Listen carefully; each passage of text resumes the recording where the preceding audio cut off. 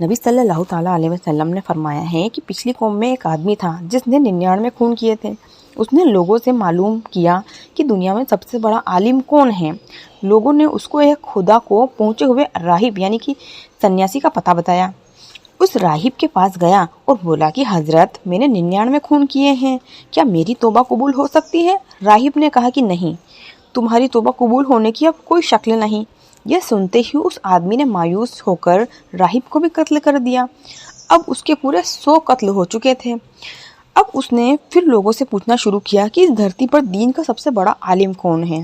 لوگوں نے اس کو ایک راہب کا پتہ اور بتایا۔ اب وہ توبہ کی غرض سے اس راہب کی خدمت میں پہنچا اور اس کو اپنے حالات بتاتے ہوئے کہا کہ حضرت میں نے 100 قتل کیے ہیں، اب بتائیے کیا میری توبہ قبول ہو سکتی ہے اور میری بخشش کا کوئی شکل ہے؟ راہب نے کہا کیوں نہیں، بھلا تمہارے اور توبہ کے درمیان کون سی ایسی چیز ہے جو رکاوٹ بن سکتی ہے؟ تم فلاں ملک میں جاؤ، وہاں خدا کے کچھ چنے ہوئے بندے ہیں، خدا کی عبادت میں لگے ہوئے ہیں، تم بھی ان کے ساتھ خدا کی عبادت میں لگ جاؤ اور پھر کبھی اس وطن میں لوٹ کر نہ آنا، کیونکہ اب یہ جگہ دینی لحاظ سے تمہارے لیے مناسب نہیں ہے۔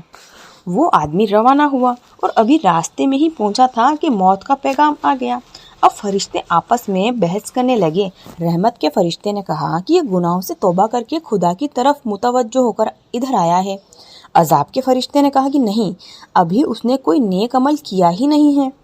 تو یہ بات ہو ہی رہی تھی کہ ایک فرشتہ انسان کی شکل میں آیا اور ان فرشتوں نے اس کو اپنا حکم بنا لیا۔ اس نے کہا کہ دونوں طرف کی زمین ناپو اور یہ دیکھو کہ وہ کون سی زمین ہے جو اس کے سب سے زیادہ قریب ہے۔ فرشتوں نے زمین کو ناپا تو وہ جگہ قریب نکلی جہاں سے آدمی کو جانا تھا۔